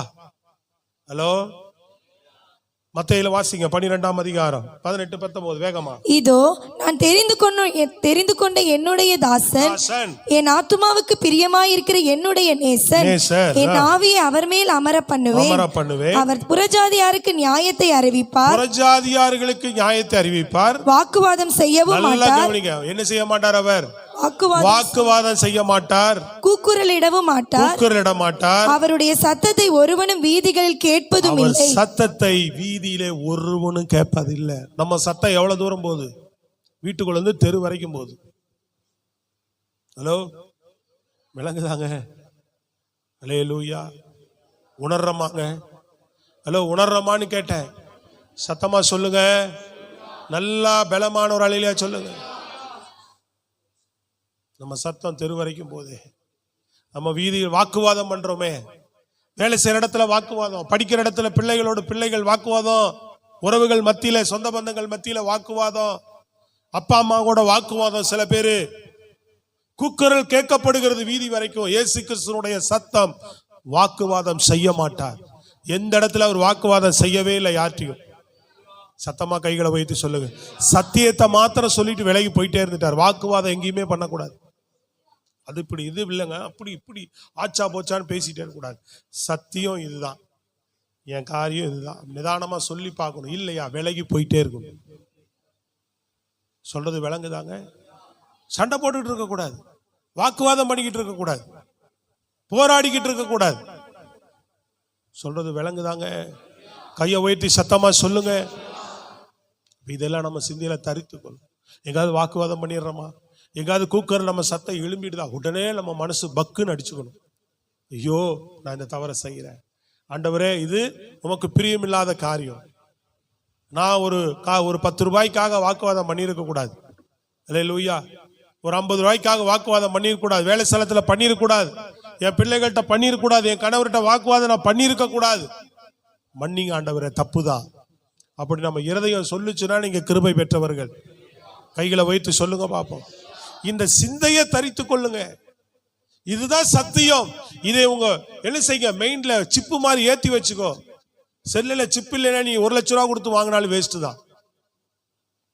விளங்க மாட்டேங்குது இருக்கும். சத்தமா சொல்ல மாட்டீங்களே. நீ 2 லட்சம் ரூபா கொடுத்து செல்லு வாங்கினாலும் இன்னைக்கு 3 லட்சம் ரூபா வரைக்கும் செல்லு இருக்கு. ஆனா தம்மா துண்டு சிப்பு உள்ள இல்லைன்னா என்ன செய்யாது? 150 ரூபா கொடுத்து சிப்பு வாங்கி உள்ள வச்சாதான் சும்மாவே கொடுக்குறான் இப்போ இல்லையா? சில நேரம் இலவசம் அப்படின்னு போட்டு என்ன பண்றாங்க, போன் நம்பர் அந்த சிப்பு இலவசமா கொடுக்குறான். அது உள்ள வச்சாதான் வேலை செய்யும். அது மாதிரி நம்ம மெயின்ல அதை தான் ஏற்றி வச்சிருக்கணும். நான் சொல்றது எத்தனை பேருக்கு விளங்குது? சத்தமா ஒரு அல்லேலூயா ஆமென் சொல்லுங்க. இது கதை கேட்டுட்டு போற இடம் இல்ல. கர்த்தருடைய வார்த்தை, கர்த்தருடைய சத்தியம். நீ தேவனுடைய பிள்ளை, இயேசுவின் ரத்தத்தினால மீட்கப்பட்ட ஜனம். பிதாவாகி தேவனுடைய சித்தம் உன் மேல இருக்கு. நீ தெரிந்து கொள்ளப்பட்ட பாத்திரம். இல்லைன்னா ஆண்டவர் உன்னோட ஏன் பேசுறாரு? நீ தெரிந்து கொள்ளப்பட்ட பாத்திரம் அம்மா, நீ தெரிந்து கொள்ளப்பட்ட பாத்திரம் அப்பா. அதனாலதான் ஆண்டவர் உன்னோடு பேசுறாரு, உன்னை மாத்திக்கோன்னு சொல்றாரு இல்லையா? நீ தெரிந்து கொள்ளப்படாத பாத்திரமா இருந்தா ஆண்டவர் உன்னோடு பேச மாட்டார். நீ என்னால தெரிந்து கொள்ளப்பட்ட பாத்திரம். தெரிந்து கொள்ளப்பட்ட பாத்திரனாலதான் ஆபிரகாம்கிட்ட போய் சொன்னார், துஷ்ட மனுஷனை அனுப்பு, ஈசாக்கின் என் குமாரனுடைய சாயல் உடை உனக்குள்ள கொண்டு வா, அவனைத்தான் நான் உனக்கு கொடுக்க விரும்புகிறேன். தெரிந்து கொள்ளப்பட்ட பாத்திரம். அதனாலதான் உன்னோட பேசிட்டு இருக்கிறார் ஆண்டவர். விளங்கிட்டாங்க? சத்தமா கையை வைத்து சொல்லுங்க, இதை நாம் தரித்து கொண்டவர்களாக இருக்கணும். இந்த சிந்தை உடையவர்களாக, நல்லா சொல்றது நல்லா விளங்கி கொள்ளணும். நீங்க தயவு செய்து நல்லா புரிந்து கொள்ளணும். இன்றைக்கே நான் கிறிஸ்துவின் சாயல் அதனால கைவிடப்பட்டுருவேன் அப்படி ஆண்டவர் அதுக்காக உன்கிட்ட பேசல. உன்னை சரிப்படுத்திக்கோ. புரியுதா உங்களுக்கு? இன்னைக்கே நான் கிறிஸ்துவின் சாயல் ஆயிடுவேன், அதுவும் முடியாது. இந்த சிந்தையை உடையவர்களாக மாறுங்க, மாறிக்கிட்டே இருங்க. கிறிஸ்துவுக்குரிய குணாதிசயங்களை உங்களுக்குள்ள வளர்த்துக்கிட்டே இருங்க. ஹலோ, கிறிஸ்துவனுடைய சுபாவங்களை உங்களுக்கு என்ன பண்ணுங்க, வளர்த்துக்கிட்டே இருங்க. ஜெபத்தினாலும் அர்ப்பணிப்பினால வளர்த்துக்கொள், கீழ்ப்படிதலால வளர்த்துக்கொள், வாக்குவாதம் பண்ணுவதை விட்டு வளர்த்துக்கொள் உனக்குள்ள. சத்தம் ஒரு அல்லேலூயா ஆமென் சொல்லுங்கப்பா. இப்படி உலகத்துல வாக்குவாதம் பண்ணுகிற கூட்டம் நிறைய இருக்கு. நீ எங்க போனாலும் இருக்கும். ஏதாவது ஒண்ணு சொல்லி உன்ட நீ நல்லதே செஞ்சிருக்கலாம், உன்ட வாக்குவாதம் பண்ணுவான். சொல்றது விளங்குதா?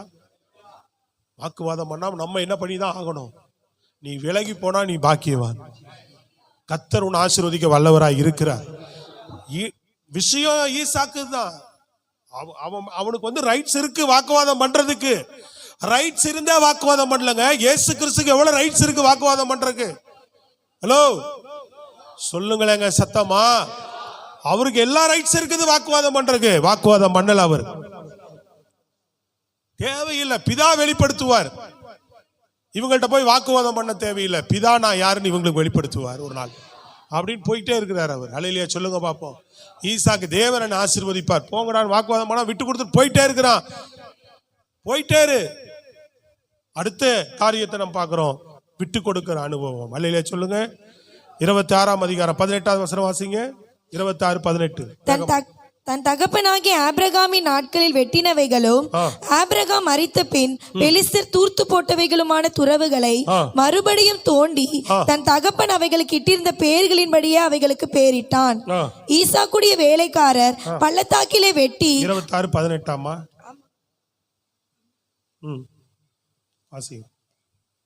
ஈசாக்குடைய வேலைக்காரர் பள்ளத்தாக்கிலே வெட்டி அங்கே சுரக்கும் நீரூற்றை கண்டார்கள். கேராரும் மேய்ப்பர் இந்த தண்ணீர் தங்களுடையது என்று சொல்லி ஈசாக்குடைய மேய்ப்பருடனே வாக்குவாதம் பண்ணினார்கள். அல்லேலூயா.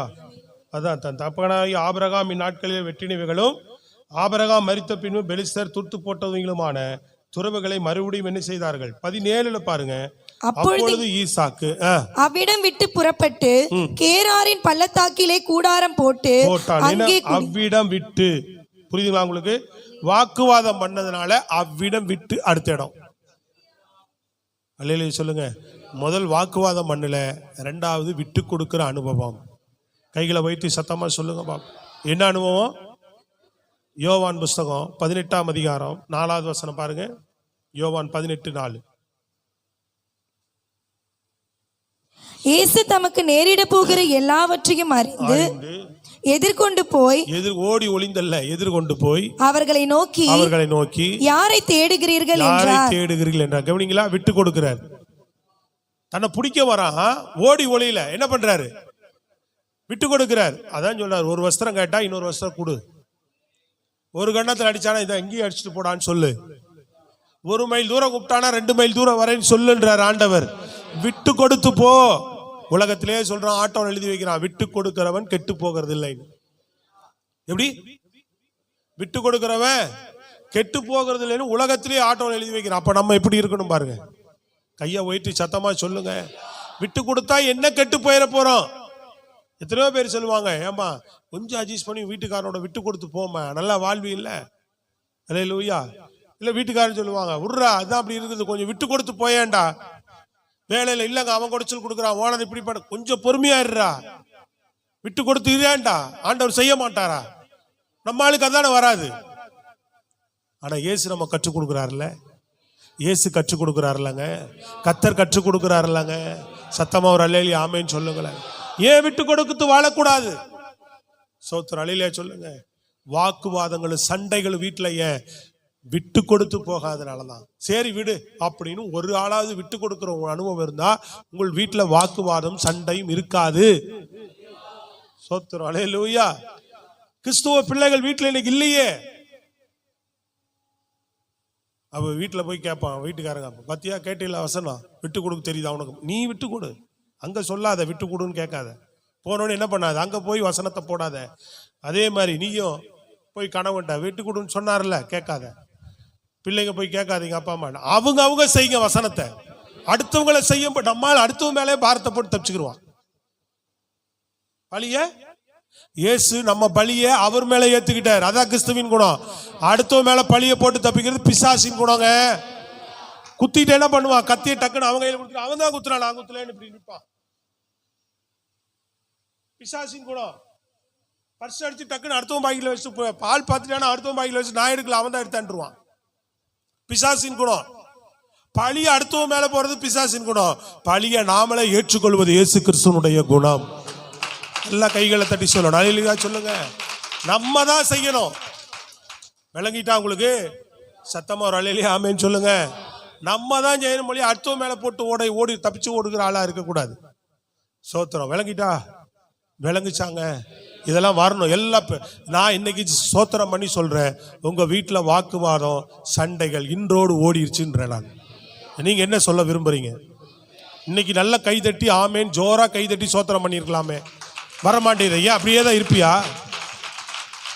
இல்ல அப்படியே இருக்க ஆசையான்னு கேட்கிறேன். ஆமா போச்சுன்னு சொல்லு, ஆமேன்னு சொல்ல தெரியுதா? சிரிக்கிற செய்தி இல்ல, குத்தப்படுகிற அனுபவம் தேவை. உக்காந்து சிரிச்சு கேட்டு போறது இல்ல, ஆமா வாழணும் வாழ்க்கையில.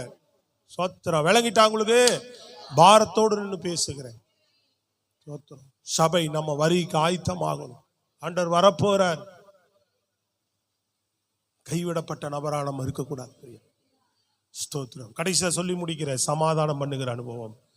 ஈசா கிட்ட இருந்த அத்தனை குணமும் யார்கிட்ட இருந்துச்சு? இயேசு கிறிஸ்துவிட்ட. கடைசியா என்ன குணம்?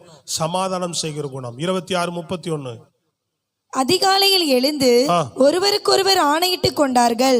பின்பு ஈசாக்கு அவர்களை அனுப்பிவிட்டான். அவர்கள் அவனிடத்தில் இருந்து சமாதானத்தோட போய்விட்டார்கள். வாக்குவாதம் பண்ணவன், சண்டை போட்டவன், அவனுக்கு தொல்லை கொடுத்தவன், அவனை நிம்மதியாவே இருக்க விடாதவன் அந்த தேசத்துல, இவன் இப்ப தேடி வரான், சமாதானத்தோட அனுப்புறாங்க. உன்னை திட்டுறவன், உன்னை அவமானப்படுத்துறவன், உன்னை அசிங்கப்படுத்துறவன், நீ ஒண்ணுக்கு உதவாதுன்னு உன்னை சொன்னவங்க உன்னை தேடி வந்தா நீ அவங்கள சமாதானமா உன் இருதயம் ஏற்றுக்கொண்டு அனுப்புதா? அதான் கிறிஸ்துவின் குணம். கையை தட்டி சொல்லுங்க பார்ப்போம். இவங்க என்னென்ன வேலையெல்லாம் காட்டினாங்க நமக்கு, இவங்க என்னென்ன விஷயம்லாம் நமக்கு பண்ணாங்க. இவங்கள்ட்ட வரும்போது வான்னு கூப்பிடணும் அப்படின்னு நம்ம சொல்லக்கூடாது. சத்தமா சொல்லுங்க பார்ப்போம். கடந்த முறை ஒரு அம்மா வந்தாங்க சபைக்குள்ள. ரொம்ப அவங்க காரியத்தை ஒன்னொன்னு கேட்கும்போது அவ்வளவு தலைவலி, அவ்வளவு டார்ச்சர் பண்ணிக்கிறாங்க, அவ்வளவு தலைவலி, அவ்வளவு விஷயம், சகிக்க முடியாத விஷயங்கள். நான் அப்படி உட்கார்ந்துருந்தேன். உள்ள வந்தாங்க, வந்தோடனே வாங்கம்மா உட்காருங்க அப்படின்னு. அது போகும்போது ஒரு வார்த்தை சொல்லிட்டு போச்சு, நீங்க என்னை வாங்கன்னு கூப்பிடுவீங்கன்னு எதிர்பார்க்கல, என்னை இப்படி உட்கார சொல்லுவீங்கன்னு எதிர்பார்க்கல, நான் இதுக்காக நீங்க மலை ஏற சொன்னாலும் ஏறுவேன் அப்படின்ட்டு போயிடுச்சு. ஏன்னா யாரும் அப்படி பண்ணவங்க என்ன செய்ய மாட்டாங்க, வாங்கன்னு கூப்பிட்டு உட்கார வச்சு பேச மாட்டாங்க. எத்தனை பேர் என்னை குற்றப்படுத்தினவங்க, என்னை வெளியில குறை சொன்னவங்கன்னு எனக்கு தெரிஞ்சும் சொல்றது வெளியுதுங்க. புரியுது, புரியுதா உங்களுக்கு? இது யாருன்னு கேட்டு யாருன்னு பக்கத்துல நீங்களா குத்து மதிப்பா ஒரு பேரை சொல்லிக்கிட்டு இருக்காதீங்க. இதே கிறிஸ்துவின் குணாதிசயம் கிடையாது. உடனே யாருன்னு கேட்கறதோ, அது யாருன்னு தெரிஞ்சுக்க ஆசைப்படுறதும் கிறிஸ்துவின் குணாதிசயம் கிடையாது. அதை அப்படியே விட்டு போங்க. என்ன எப்படி பிளாட்டா சொல்றோமோ அப்படியே கேட்டுக்குங்க. சொல்றது விளங்கிட்டாங்க? எத்தனை பேரை நான் இன்றைக்கும் அன்போடு அதெல்லாம் இப்படி நீங்க பேசுறீங்களா நான் கூப்பிட்டு கூட விசாரிக்காம இருக்கிறேன் நிறைய பேரை. ஏன்னா அறியாம பதட்டத்துல சில நேரம் தவறி பேசுவாங்க, அப்புறம் அன்பு பாராட்டிட்டு போயிடுவாங்க. சொல்றது விளங்குதாங்க? எல்லா மனுஷனுக்குள்ள இருக்கிற அந்த நேரத்துல ஏதோ இனம் புரியாம விஷயத்தை அந்த அந்த அந்த விஷயத்தை புரிஞ்சிக்காம நிறைய பதட்டத்துல பேசுற சூழ்நிலைகள், இதெல்லாம் நம்ம அப்பப்போ கூப்பிட்டு வச்சு இப்படி பேசியா அப்படியானா எப்படி நான் எப்படி சபை நடத்த முடியும்? உன்னை எப்படி வரிக்கு நான் ஆயத்தப்படுத்த முடியும்? கொஞ்ச நாள் பொறுமையா இருந்தா தானா சரியாயிடுவாங்க. ஐயா நல்லா இருக்கிறீங்களான்னு எனக்கே உதவியா மாறிடுவாங்க. அப்படியானவங்களாம் நிறைய பேர் இருக்கிறாங்க. ஒரு அழியில சொல்லுங்க, நல்ல சத்தமா சொல்லுங்க பாப்பா. இப்படித்தான் போகணும் நம்ம. சோத்திரம் விளங்கிட்டா இல்லையாங்க? சத்தமா சொல்லுங்க. சமாதானத்தோடு அனுப்புறான். தொந்தரவு பண்ணவன் சமாதானம். எப்போ வந்தாலும் நீ சமாதானமா ஏற்றுக்கொள்ளணும். வரான் நம்புறேன். வாப்பா ஸ்தோத்திரம். உண்மையா பேருக்களவு உண்மையா சமாதானத்தோட ஏற்றுக்கொள். இயேசு கிறிஸ்து சமாதான கர்த்தர். அல்லேலூயா. பிரிவினையாகிய சுவரை உடைத்து இருதரத்தாரையும் பிதாவுக்குள்ளாக சமாதானப்படுத்தின சமாதான கர்த்தர். வசனம் வாசிக்க நேரம் இல்லை. எபேசியர் 2:13-17 வரை வீட்டில் போய் கண்டிப்பா வாசிக்காத. அல்லேலூயா. இதான் உங்களுக்கு ஹோம்வொர்க். இன்னைக்கு அடுத்த வாரம் நான் கேட்பேன்.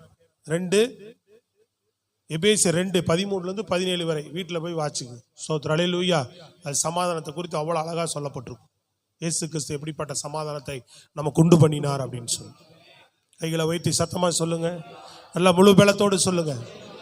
என்ன சத்தியம்? இன்னைக்கு என்ன சத்தியம்? என்ன ஆண்டவர் நம்மோடு பேசிட்டு இருக்கிறார்? பிதாவின் சித்தம் எது? வெளிப்படையா நடக்கிற கிரிகள் இல்லை. இதெல்லாம் இது ரைட்டு, இது நடக்கணும். ஆண்டவர் அவர் தான் கொடுத்தார். அற்புதம் செய்யற வரத்தை அவர் தான் கொடுக்கிறார். பிசாசு துரத்த வரத்தை அவர் தான் கொடுத்தார். இது அவரே குற்றப்படுத்துறாரு இல்லை. இதெல்லாம் விளங்காது. சத்தியமே புரியறது இல்லை நிறைய பேருக்கு. தீர்க்க தரிசன வரத்தை அவர் தான் கொடுத்தார். உன்னை அவர் தான் ஆசீர்வதிக்கிறார். உனக்கு ரட்சிப்பு அவர் தான் கொடுத்தார். உனக்கு ஊழியம் அவர் தான் கொடுத்தார். எல்லாமே உனக்கு அவர் தான் செய்யறார். ஆனா இதை மட்டும் நீ வெளிப்படையா நடக்கிற விஷயத்த கிரியில மட்டும் வச்சுட்டு நீ நாளைக்கு என்கிட்ட வந்துடலாம் நினைத்தா அது நடக்காது. என் நோக்கம் என்ன? என் சித்தம் என்ன? நீ கிறிஸ்துவின் சாயலா மாறணும். பிதாவின் சித்தம் கிறிஸ்துவை போல. அதான் கிறிஸ்துவின் மூலமா தான் எல்லாத்தையும் வெளிப்படுத்துறார் நமக்கு. பிதா தன்னுடைய சித்தத்தை என்ன செய்கிறார்? வெளிப்படுத்துறார். கிறிஸ்துவை நம்ம கொடுத்துக்கிறார். இப்ப இவரை போல நம்ம மாறணும். அதுக்கு பெரிய ஆதாரம் முழு வேதத்தினுடைய மைய வசனம் ஒண்ணு இருக்கு. சொல்லுங்க பாப்பா டக்குனு. அல்லேலூயா சொல்ல வசனத்தை சொல்ல முழு வேதத்தினுடைய மைய வசனம்.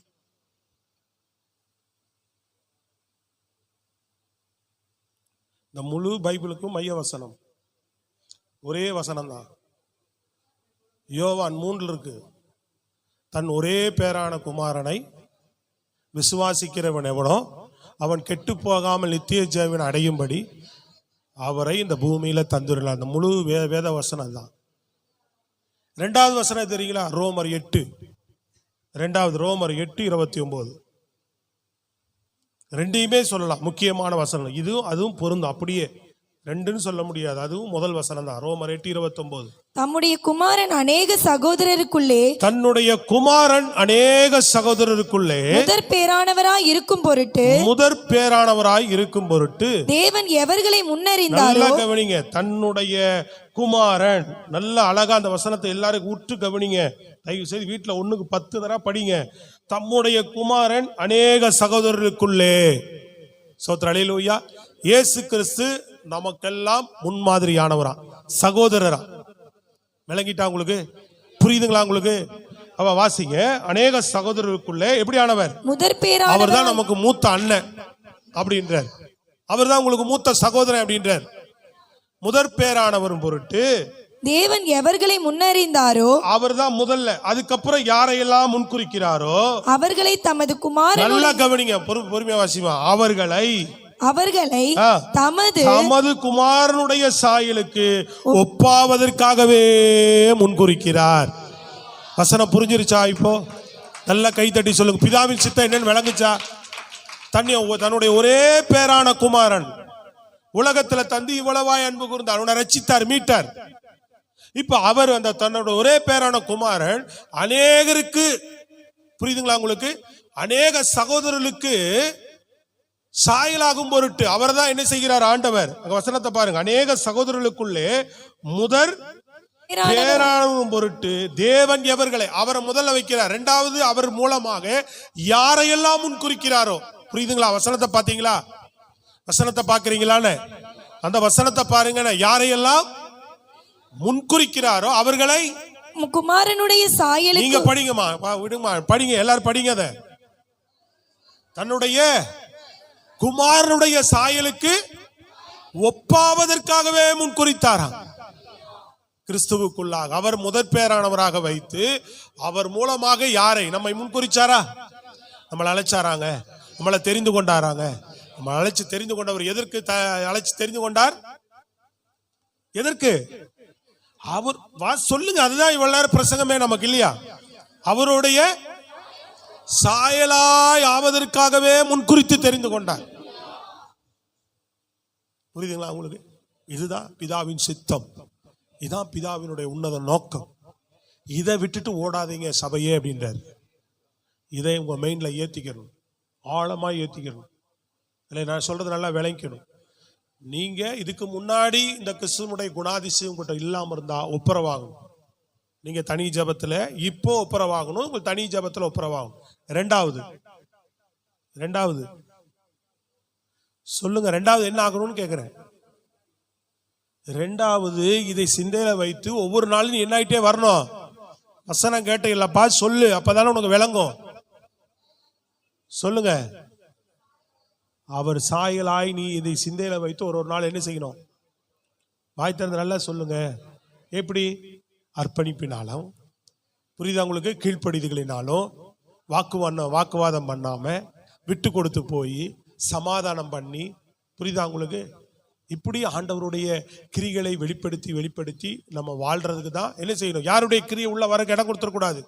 துஷ்ட மனுஷனுடைய பிசாசின் கிரி உள்ள வரக்கு இடம் கொடுக்க கூடாது. யாருடைய குணம் வரக்கு நமக்கு யாருடைய குணம்? தேவனுடைய குணம், தேவனுடைய கிரி தான் நமக்குள்ள வெளிப்படணும். அந்த கிரி என்னது? தேவனுடைய கிரி நமக்குள்ள எது வெளிப்படுது? யார் அது? இயேசு. சொல்லுங்களேன் சத்தமா. அதான் சொல்றார் ஆபிரகாம்கிட்ட, நான் உனக்குள்ள வெளிப்படுத்த போட கிரி ஈசாக்கு, இயேசுக்கு ஒப்பனையான சாயலான மனுஷன். அல்லேலூயா சொல்லுங்க பாப்பா. அவன் மூலமா தான் இந்த பூமி ஆசீர்வதிக்கப்படும். அதுதான் தேவனுடைய உன்னத திட்டம், சித்தம். அதுபோல நம்மளை எல்லாரையும் ஆண்டவர் முன்குறித்தது கிறிஸ்துவுக்குள்ளாக அவருடைய சாயலாய் மாறுவதற்கு. நல்ல கரங்களை வைத்து சொல்லுங்க. எல்லாருக்கும் நல்லா புரிஞ்சுதா? எழுந்து ஒப்பு கொடுப்போமா? இந்த அனுபவம் நான் இல்லாதிருந்தால், இந்த அனுபவத்துக்குள் நான் வாழாதிருந்தால், ஆண்டவரே என்னை தயவாய் என்னை மன்னிங்கன்னு சொல்லி உங்க வலதுகரை தலையில வைத்து ஒரு நிமிஷம் ஒப்பு கொடுத்து கண்ணீரோடு கூட சத்தத்தை உயர்த்தி நாம் ஜெபிப்போமா? முடிஞ்ச ஒரு நிமிஷம்